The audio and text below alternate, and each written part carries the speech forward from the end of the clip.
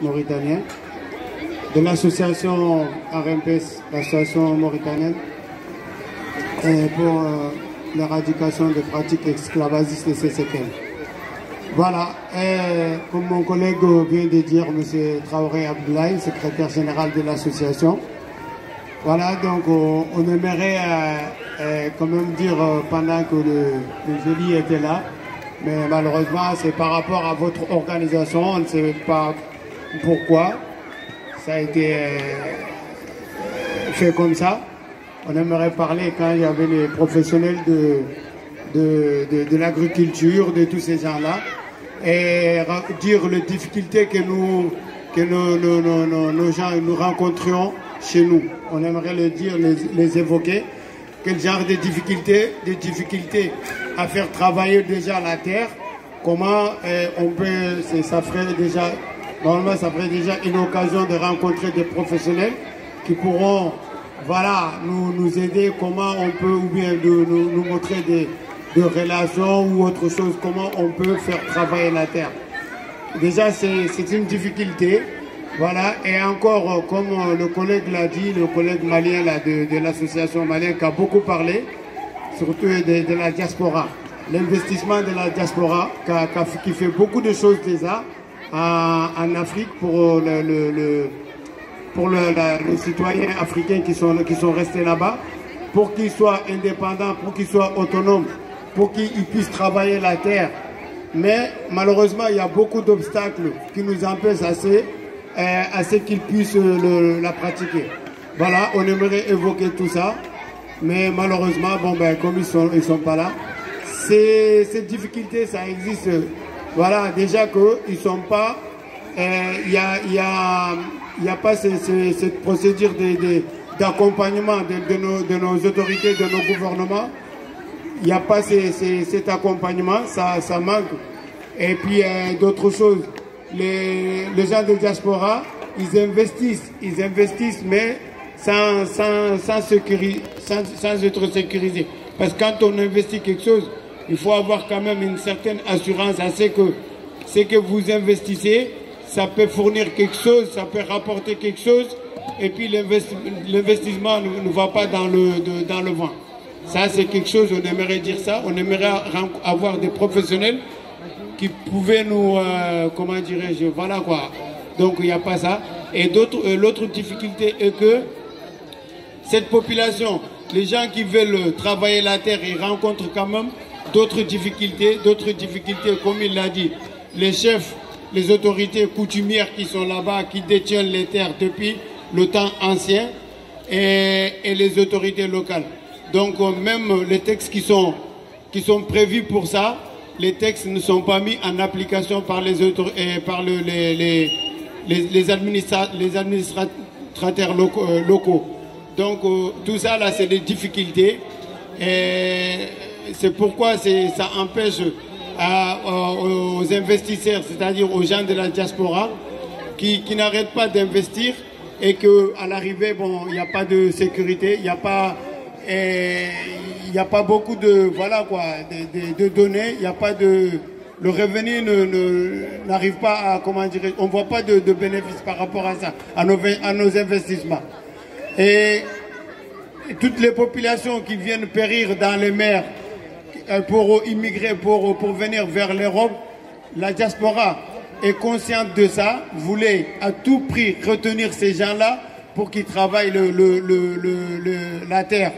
Mais bon, il y a toutes ces difficultés qui est là, donc on aimerait le dire. Comme a dit mon collègue, et il y a ce côté aussi, ce côté d'esclavage que nous combattons. Malheureusement, il existe encore l'esclavage moderne. Il y a certaines choses, quand on refuse à ces pratiques, il arrive à des gens de sanctions, de privations de terres, pour que les gens n'arrivent même pas à cultiver cette terre-là parce qu'ils ont révolté contre ce système-là. Donc tout ça là, c'est des difficultés. Voilà, on aimerait quand même le dire, mais malheureusement, bon, comme il n'y a pas grand monde à écouter. Merci beaucoup. France, association des Mauritaniens qui lutte contre l'esclavage et ses séquelles. je remercie l'organisatrice Madame Blondine Serere. Je salue toutes les personnes qui sont venues pour assister, pour participer à cette journée de la banane. Je ne suis pas seul, on est 3 personnes pour tenir notre intervention autour de notre sujet. Effectivement, nous avons notre sujet qui est la gestion foncière rurale en Mauritanie et les accaparements des terres, empêchement d'exploitation durable des parcelles. Bon, on peut aussi parler de migration forcée, l'usage des sols avec des systèmes agraires peu performants, des problèmes techniques et fonciers aussi qui sont récurrents, et des gestions foncières et aussi une source de tension souvent communautaire et rurale et raciale. Effectivement, nous sommes venus aujourd'hui pour vous parler de ce problème. Ce problème touche à nos militants qui sont au pays d'origine en Mauritanie. Nous sommes dans notre association qui travaille pour éveiller, pour sensibiliser les consciences des militants, des esclaves ou des descendants des esclaves. L'année dernière, on était là pour vous parler un peu de ça. Et ces militants, ils sont carrément en situation difficile dans laquelle beaucoup parmi eux sont carrément discriminés. Raison pour laquelle nous voulons vraiment à ce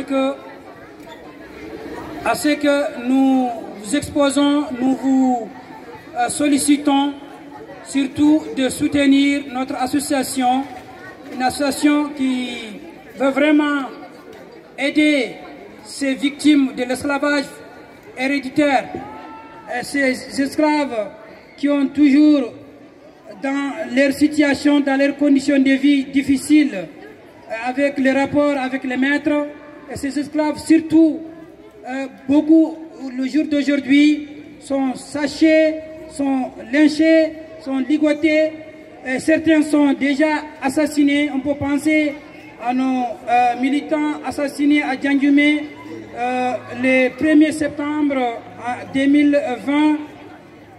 Malheureusement, ces militants, ces braves qui ont refusé de leur statut d'esclaves. Donc du coup, ils ne sont pas seuls.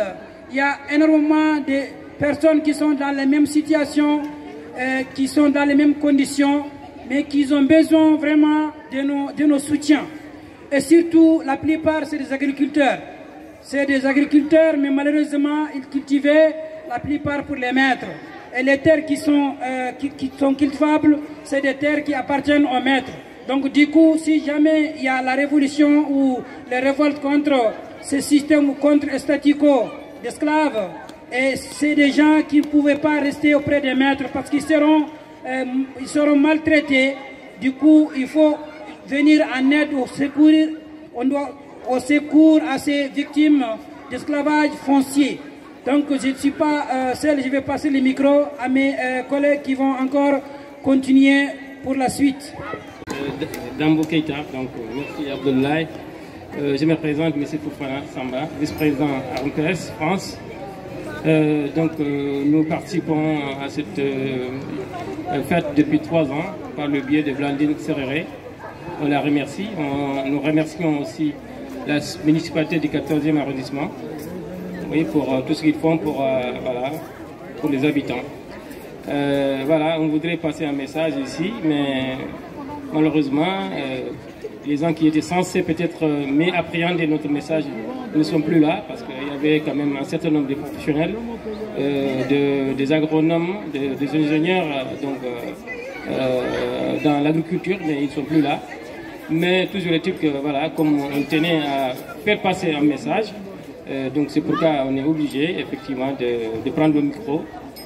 Donc Abdoulaye a fait un peu la jeunesse.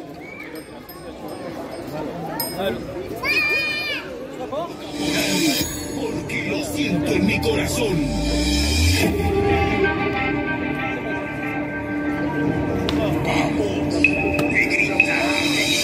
On va manger après. On va prendre les affaires.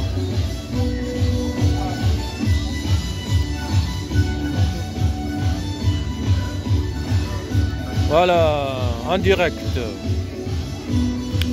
du 14e arrondissement avec les stands de Gambanaro.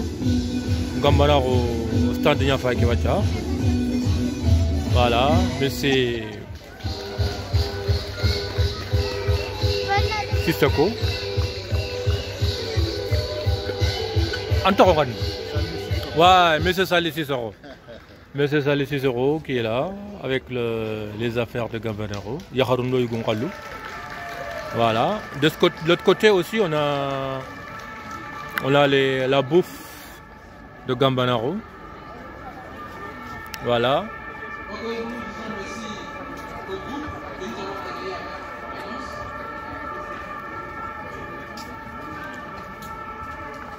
Gambanaro Yugandunya Faïkoua.